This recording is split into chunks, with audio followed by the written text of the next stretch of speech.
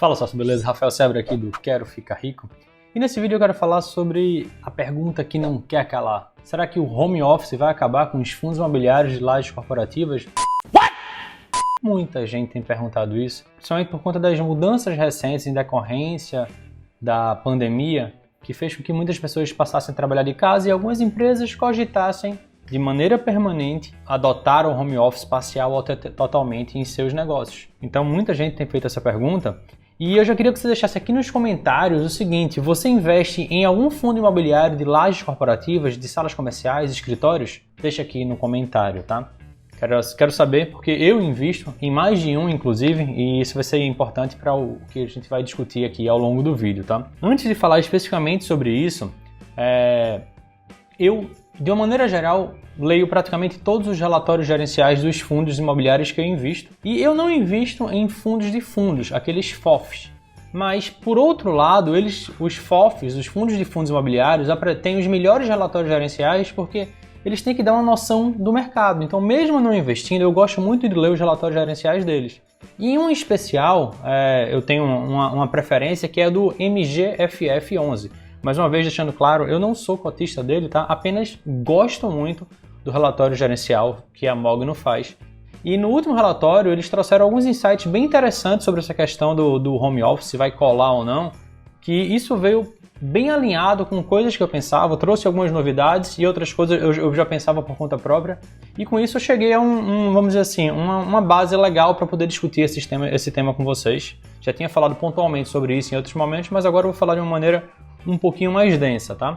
Então vamos lá. O primeiro, eu vou falar sobre o cenário, qual o cenário que a gente pode ter no futuro, e depois eu quero discutir basicamente 3 temas antes de a gente chegar na conclusão, para a gente fazer reflexões e chegar a uma conclusão um pouco mais abalizada. Obviamente isso aqui é apenas opinativo, a gente só vai saber quem está certo com o passar do tempo, tá? Então vamos lá. O primeiro cenário é o seguinte, são algumas empresas que vão dizer o seguinte: olha, eu vou aderir 100% ao home office e vou devolver escritórios. Em alguns casos, algumas empresas podem fazer isso, pelo menos no primeiro momento, e para as empresas que tomarem esse tipo de atitudes, aí é de quem vai devolver mesmo, tá?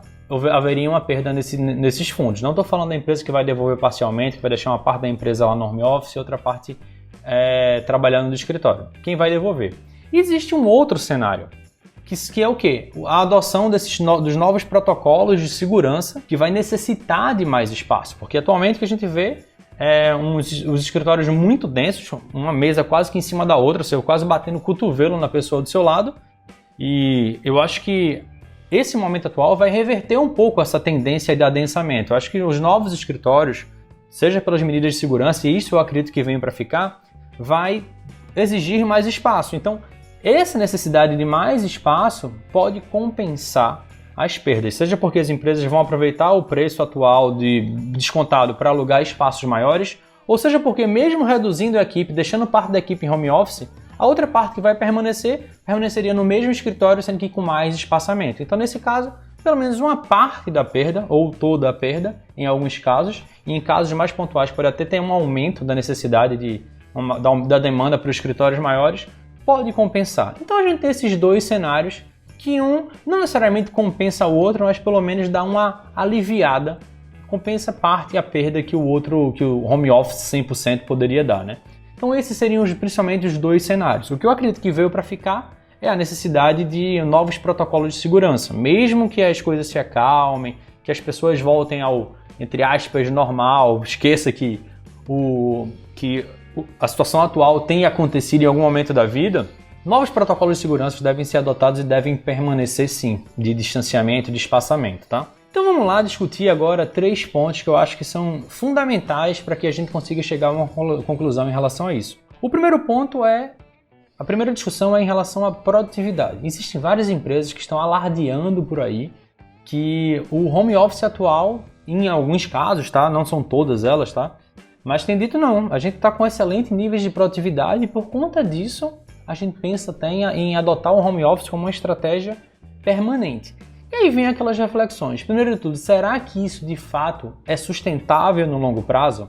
Será que as pessoas... Porque uma coisa é numa situação nova em que você precisa ficar em casa, você trabalhar de casa e aquilo vai te dar beleza, tô curtindo isso, já que eu tenho que ficar em casa, eu trabalho de casa, está tudo certo. Mas será que no longo prazo as pessoas vão permanecer motivadas trabalhando de casa o tempo inteiro? Sem a necessidade de interação, quando a pandemia passar, que tiver tudo funcionando normal, aquela necessidade que muitas vezes você tem de, sei lá, almoçar com um colega de trabalho, de sair, de fazer isso, aquilo, e você ter que ficar trancado dentro de casa trabalhando. Será que isso vai funcionar no longo prazo?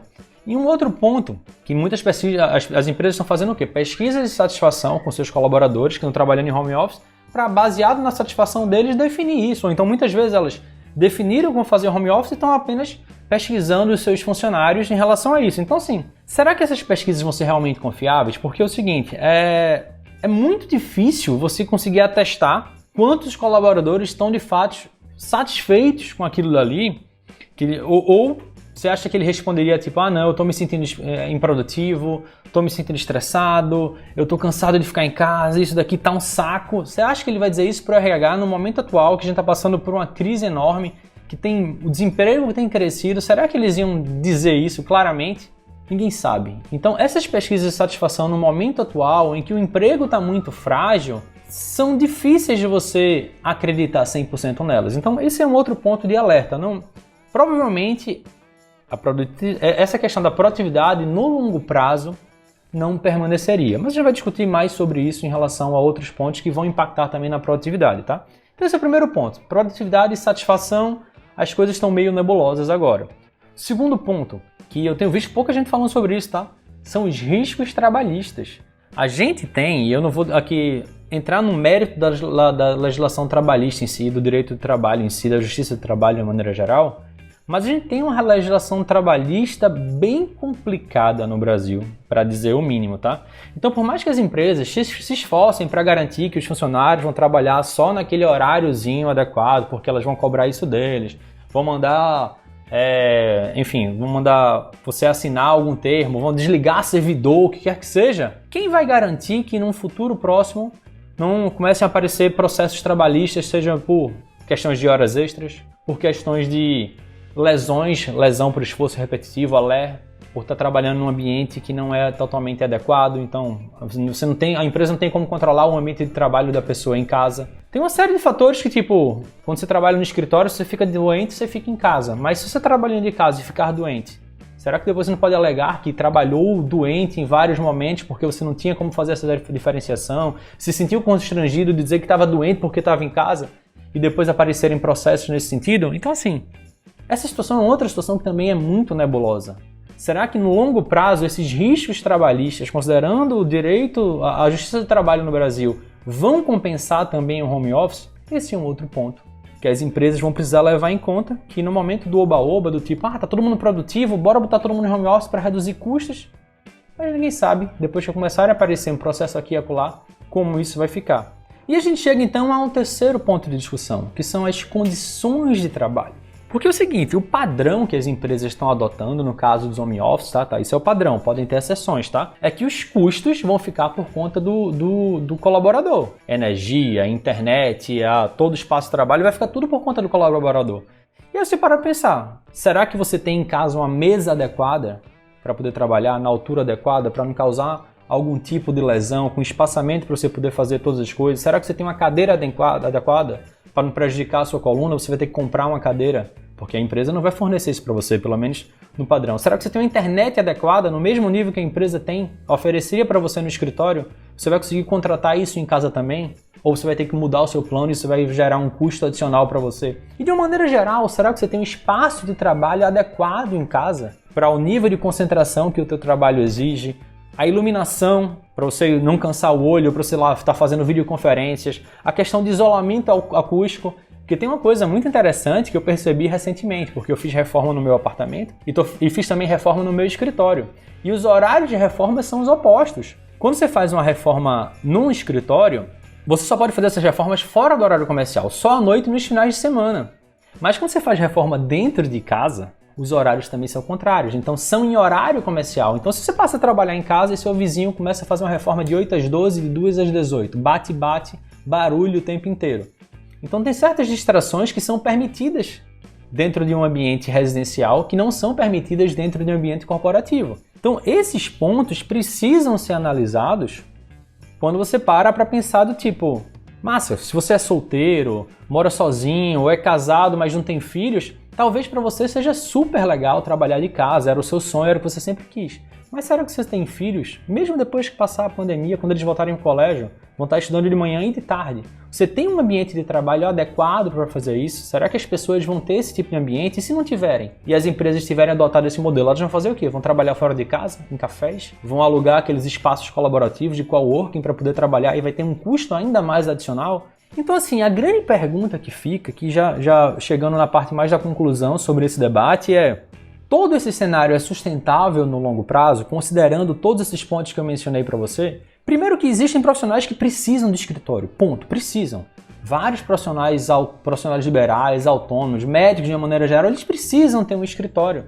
Você não dá para você, sei lá, ter uma consulta com o pediatra do seu filho online, ou sei lá, fazer uma consulta com um dermatologista que precisa ver alguma coisa de perto, ou sei lá, obstetra, qualquer que seja o médico, muitas vezes você precisa de um contato presencial. Seja por uma questão de confiança, de segurança, muita gente não consegue ter um atendimento, sei lá, com psicólogo à distância, por Skype, prefere que seja presencial, olho no olho. Advogados também. Então, assim, tem uma série de profissionais que precisam continuar trabalhando no escritório. Então, nesses casos, não vai mudar. O segundo ponto, com a adoção dos novos protocolos de segurança, da exigência de mais espaços, será que isso não vai aumentar a demanda para os escritórios? Ou pelo menos esse aumento não vai compensar os escritórios que porventura seriam entregues? Isso é um outro ponto a se refletir também. Será que os riscos trabalhistas, num longo prazo, ou até num prazo mais curto, não vai fazer com que as empresas terminem revertindo quando começar a aparecer vários processos trabalhistas em decorrência da falta de controle que elas teriam, pelas pessoas estarem trabalhando à distância e você não saber exatamente como lidar com essas questões? Horas extras, péssimas condições de trabalho? Será que isso também não aconteceria? É um outro ponto a ser discutido também. E também essa questão toda, de uma maneira geral, de condições de trabalho e níveis de satisfação mesmo. Será que as pessoas vão realmente ficar satisfeitas trabalhando de casa quando elas têm dentro de casa uma condição totalmente inadequada de material de trabalho, de internet, de barulho, de nível de concentração? Será que isso mesmo vai trazer uma insatisfação que hoje em dia não está sendo reportada? São vários pontos que podem ser pensados. Então, assim, na minha opinião, isso aqui é uma opinião, tá? Eu não acredito que esse movimento é duradouro. Essa é a minha opinião. Inclusive, algumas empresas grandes, inclusive lá de fora, já testaram esse modelo e não deu certo. Isso não quer dizer que a partir de agora não pode vir a dar. Mas vários casos de tentativa de home office em tempo integral para todos os funcionários não funcionaram. E pelo que eu enxergo, pelas condições que eu discuti aqui agora, isso para mim não é algo duradouro. Então, por eu achar que não é duradouro, o que acontece é que hoje em dia esses fundos imobiliários, lajes corporativas, que têm muita qualidade, não é qualquer fundo imobiliário, mas aqueles de muita qualidade, com prédios muito bem localizados, que sempre tiveram um nível de vacância bem baixo, eles podem ser, inclusive, boas oportunidades de investimento para os investidores que focam no longo prazo. Pode ter uma perda de renda no momento, pode manter uma vacância mais alta no momento, como alguns fundos de lajes corporativas já têm apresentado, mas no longo prazo, se essa tendência se reverter, pode ser bons investimentos agora. Então, quem é que está certo? Sou eu? São as pessoas que pensam diferente de mim? Ninguém sabe. Só o tempo vai poder dizer. Mas eu espero que com essas discussões, reflexões que eu trouxe aqui, você consiga formar um pouco melhor a sua opinião, assim como eu fiz, para chegar a uma conclusão do que você acha que pode acontecer. O que eu penso é que fundos de lajes corporativos eles têm um papel essencial numa carteira de investimentos diversificadas, assim como fundos de shopping centers que também foram muito prejudicados durante a pandemia.